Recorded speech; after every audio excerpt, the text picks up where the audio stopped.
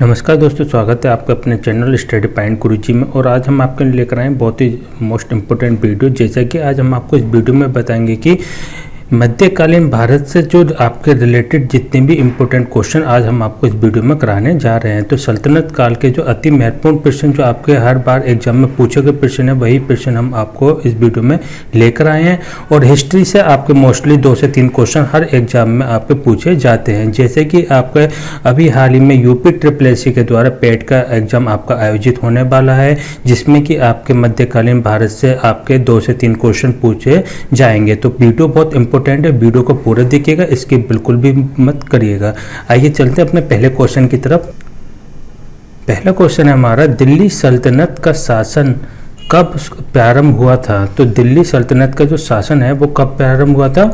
इसका ऑप्शन है option number B 1206 में। 1206 में जो आपकी दिल्ली सल्तनत का शासन शुरू हो गया था, और जिसके तहत ही आपकी दिल्ली का जो पहला तुर्क शासक जो कहा गया था कुतुबुद्दीन ऐबक को, और दिल्ली सल्तनत का जो संस्थापक भी कहा जाता है कुतुबुद्दीन ऐबक को। तो कुतुबुद्दीन ऐबक को ही दिल्ली सल्तनत का संस्थापक कहा जाता है, और उसी के साथ ही दिल्ली सल्तनत का जो शासन प्रारंभ हुआ था 1206 में। तो इसका राइट आंसर होगा हमारा ऑप्शन नंबर बी। अगला क्वेश्चन है हमारा, अजमेर में 2.5 दिन का झोपड़ा किसने बनवाया था? तो जो अजमेर में आपका 2.5 दिन का झोपड़ा किसने बनवाया था?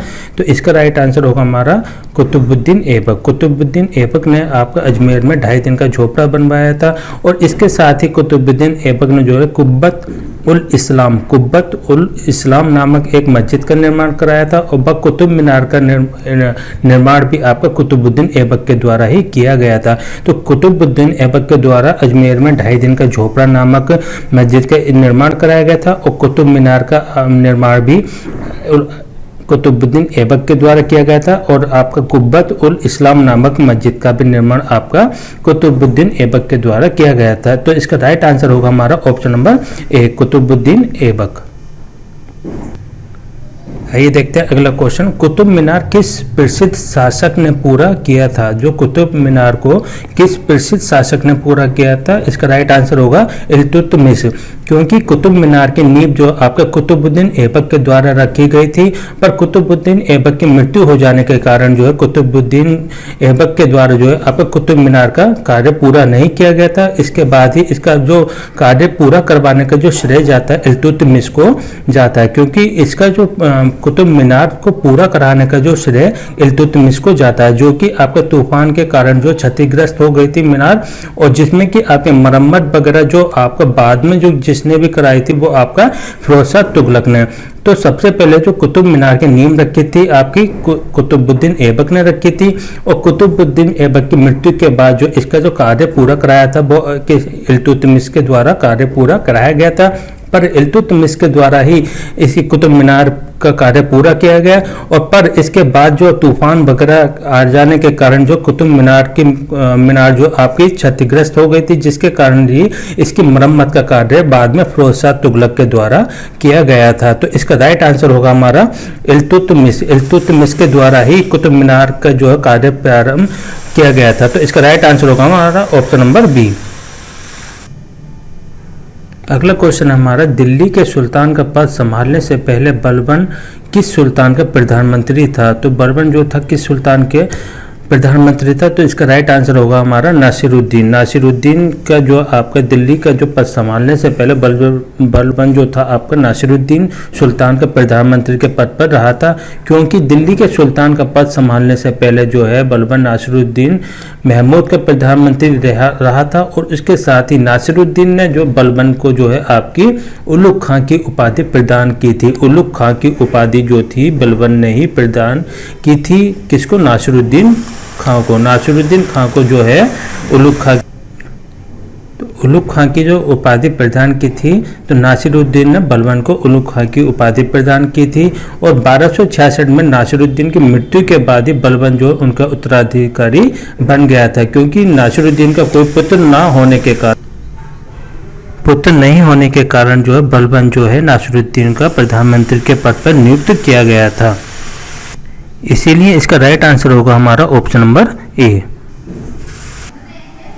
अगला क्वेश्चन हमारा, दिल्ली सल्तनत का उद्धारक कौन था? तो दिल्ली सल्तनत का जो उद्धारक था उसका नाम है आपका इल्तुतमिश, क्योंकि दिल्ली सल्तनत का जो उद्धारक इल्तुतमिश को माना जाता है। और जबकि जो दिल्ली सल्तनत का जो प्रथम शासक कौन था? कुतुबुद्दीन ऐबक। कुतुबुद्दीन ऐबक जो था दिल्ली सल्तनत का प्रथम शासक था, जिसका शासनकाल चला था 1206 से लेकर 1206 से लेकर 1210 तक जो है आपका कुतुबुद्दीन ऐबक का शासन चला था, जो कि दिल्ली सल्तनत का जो प्रथम शासक कहा जाता है।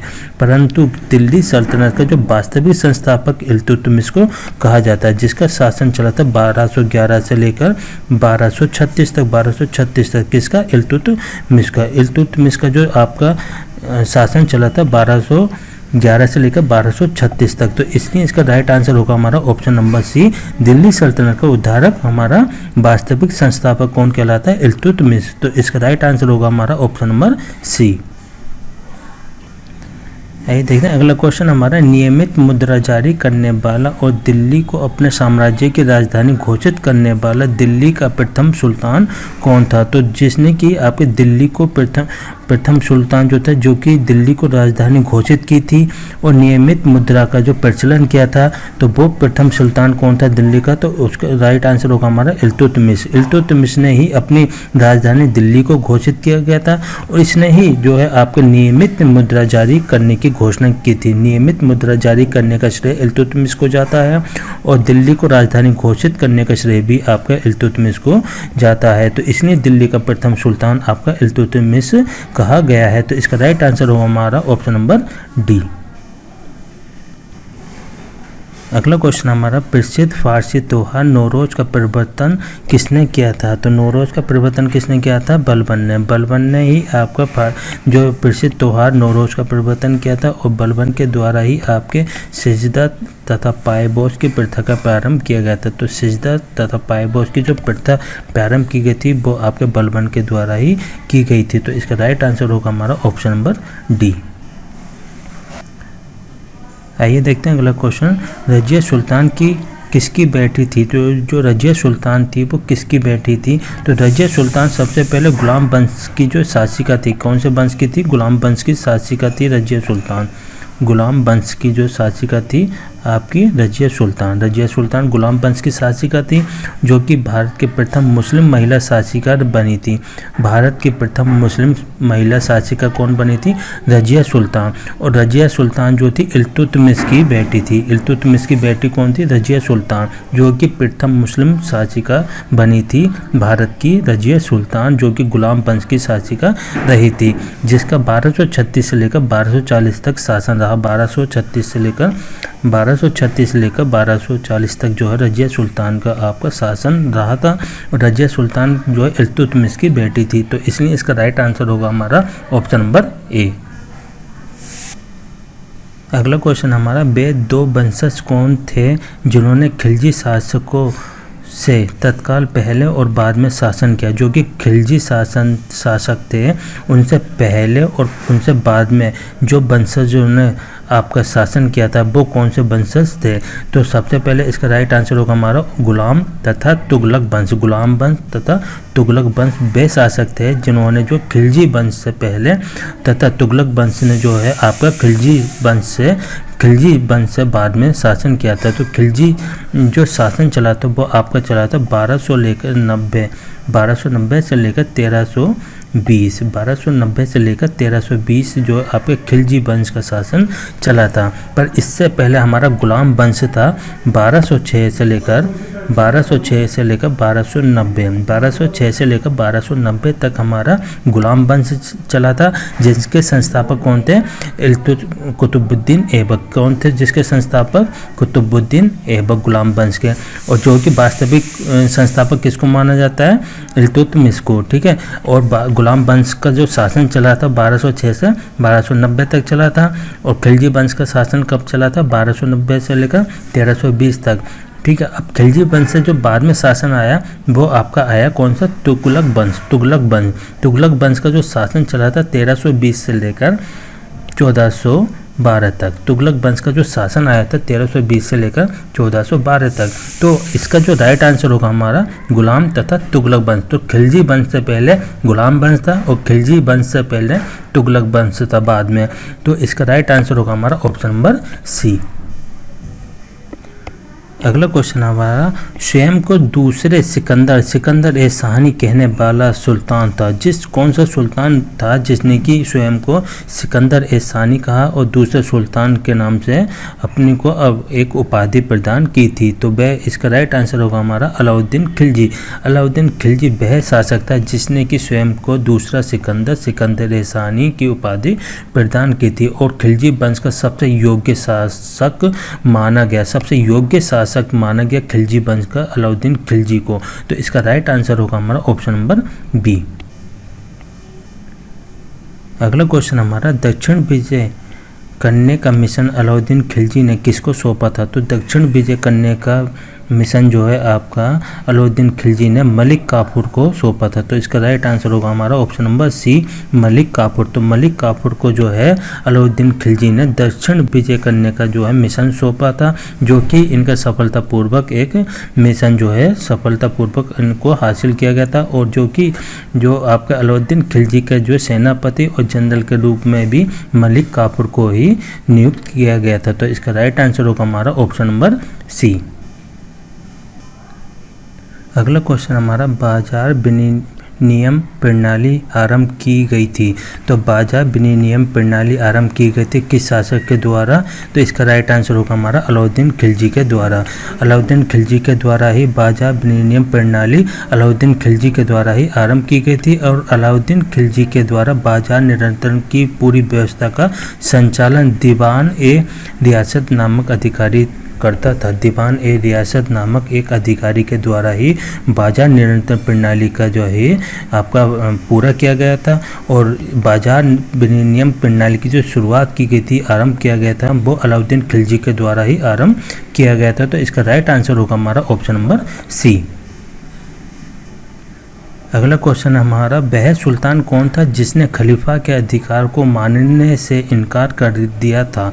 तो इसका राइट आंसर होगा हमारा अलाउद्दीन खिलजी। अलाउद्दीन खिलजी ने खलीफा के अधिकार को मानने से इनकार कर दिया था क्योंकि कुतुबुद्दीन मुबारक खिलजी ने स्वयं खलीफा को घोषित किया था। कुतुबुद्दीन मुबारक खिलजी ने स्वयं को ही खलीफा घोषित किया था और अलाउद्दीन खिलजी के बचपन का नाम जो था अली गुल सासे था। अली गुल सासे अलाउद्दीन खिलजी के बचपन का नाम था और कुतुबुद्दीन मुबारक खिलजी ने जो है स्वयं को खलीफा से घोषित किया था और जिसने खलीफा के अधिकार को मानने से इनकार कर दिया था वह सुल्तान अलाउद्दीन खिलजी था। तो इसका राइट आंसर होगा हमारा ऑप्शन नंबर ए। अगला क्वेश्चन है हमारा, निम्नलिखित में से किसे भारत का तोता कहा जाता है। तो भारत का तोता जो कहा जाता अमीर खुसरो को कहा जाता है और इसके साथ ही अमीर खुसरो को तूती ए हिंद भी कहा जाता है। तूती ए हिंद नामक से भी उनको जाना जाता अमीर खुसरो को। तूती ए हिंद नामक से भी अमीर खुसरो को जाना जाता है और भारत का तोता भी कहा जाता अमीर खुसरो को। तो इसका राइट आंसर होगा हमारा ऑप्शन नंबर बी। अगला क्वेश्चन हमारा, किस कारण से मोहम्मद बिन तुगलक असफल व्यक्ति था।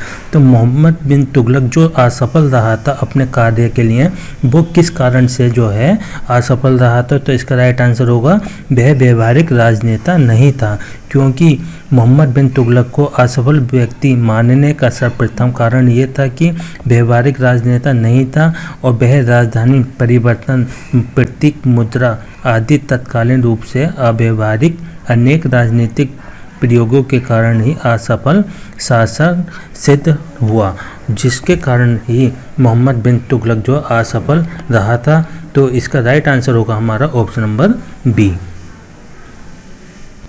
अगला क्वेश्चन हमारा, ब्राह्मणों पर जजिया कर लगाने वाला दिल्ली सुल्तान कौन था? ब्राह्मणों पर जजिया कर लगाने वाला दिल्ली का सुल्तान कौन था? तो इसका राइट आंसर होगा फिरोज तुगलक। तो ब्राह्मणों पर जो जजिया कर लगाने वाला दिल्ली का जो सुल्तान था फिरोज तुगलक था। उसने हिंदुओं को जिम्मी, इस्लाम स्वीकार न करने वाला कहा और भारतीय उपमहाद्वीप में सर्वप्रथम जजिया कर प्रतिरोपित करने का श्रेय मोहम्मद गौरी को जाता है।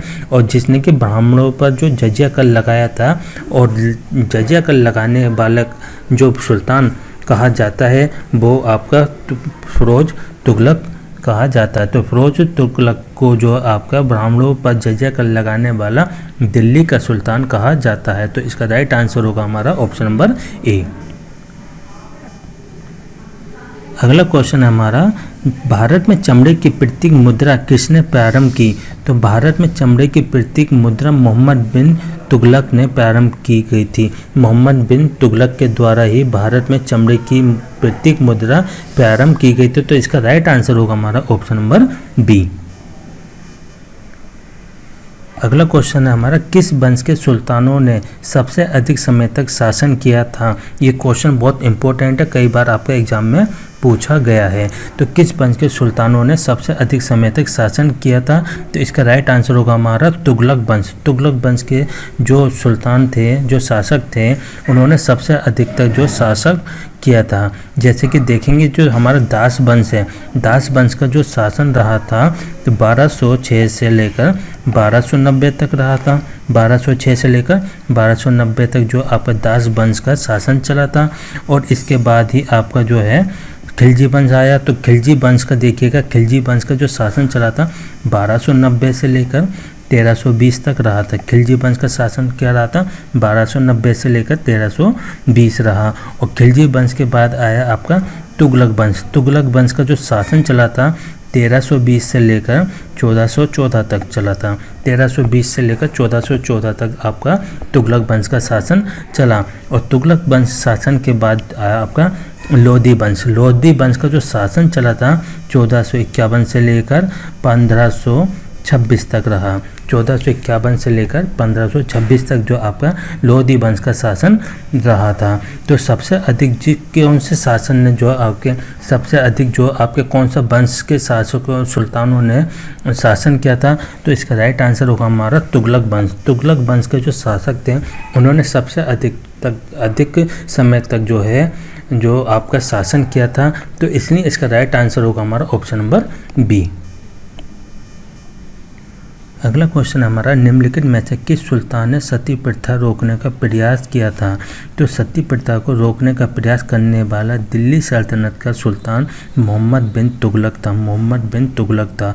वह होली में भी हिस्सा नहीं लेता था और कोई भी त्यौहार वगैरह नहीं मनाया करता था। तो जिसने सती प्रथा को रोकने का जो प्रयास किया था तो मोहम्मद बिन तुगलक के द्वारा किया गया था। तो इसका राइट आंसर होगा हमारा ऑप्शन नंबर बी। अगला क्वेश्चन हमारा, यात्री इब्न बतूता कहाँ से आया? तो इब्न बतूता कहाँ से आया था? मोरक्को से।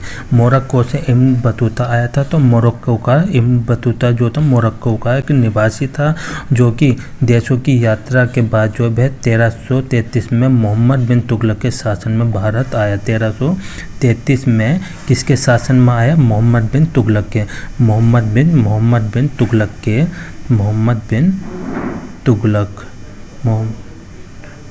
बिन तुगलक के शासन में भारत आया 1333 में। 1333 में जो है आपका मोरक्को भारत आया किसके शासन में? मोहम्मद बिन तुगलक के 1333 में भारत आया था। और मोहम्मद बिन तुगलक के साथ ही उसे दिल्ली का काजी नियुक्त किया गया था 1342 में। 1342 में दिल्ली का काजी नियुक्त किया गया था। दिल्ली का काजी नियुक्त किया गया था 1382 में। किसको? Ibn Battuta. तो मोहम्मद बिन तुगलक ने इसे अपने राजदूत के रूप में चीन भेजा था। और स्वदेश लौटने पर देहला नामक ग्रंथ की जो इसने रचना की थी, कौन से ग्रंथ की रचना की थी इसने? देहला नामक ग्रंथ की इसने रचना की थी। तो इसलिए इसका राइट आंसर होगा हमारा ऑप्शन नंबर ए। अगला क्वेश्चन हमारा इब्न बतूता किसके शासनकाल में भारत आया। देखो ये क्वेश्चन अभी मैंने बताया था, इब्न बतूता किसके शासनकाल में भारत आया, मोहम्मद बिन तुगलक के। मोहम्मद बिन तुगलक के शासनकाल में ही इब्न बतूता भारत आया। कौन सी सन में आया था, 1333 में। 1333 में ही भारत आया था मोहम्मद बिन तुगलक के शासनकाल में इब्न बतूता। तो इसका राइट आंसर होगा हमारा ऑप्शन नंबर सी। अगला क्वेश्चन है हमारा लोधी वंश का संस्थापक कौन था। तो लोधी वंश का संस्थापक कौन कहलाता है, बहलोल लोधी। बहलोल लोधी। तो लोधी वंश का संस्थापक बहलोल लोधी को कहा जाता है, जिसका शासन चला था 1451 से लेकर 1489 तक जो है आपका इनका शासन चला था। और सैयद वंश के अंतिम शासक अलाउद्दीन आलम शाह को जो है दिल्ली के सिंहासन पर जो है इन्होंने को बैठाया गया था। तो लोधी वंश का जो संस्थापक कहा जाता है बहलोल लोधी को। तो इसका राइट आंसर होगा हमारा ऑप्शन नंबर सी। अगला क्वेश्चन हमारा दिल्ली सल्तनत का राज्यकाल कब समाप्त हुआ। तो इसका राइट आंसर होगा हमारा 1526 में। 1526 तक जो है दिल्ली सल्तनत का जो शासन चला था और 1526 में ही दिल्ली सल्तनत का राज्यकाल समाप्त हुआ था। तो इसका राइट आंसर होगा हमारा ऑप्शन नंबर बी।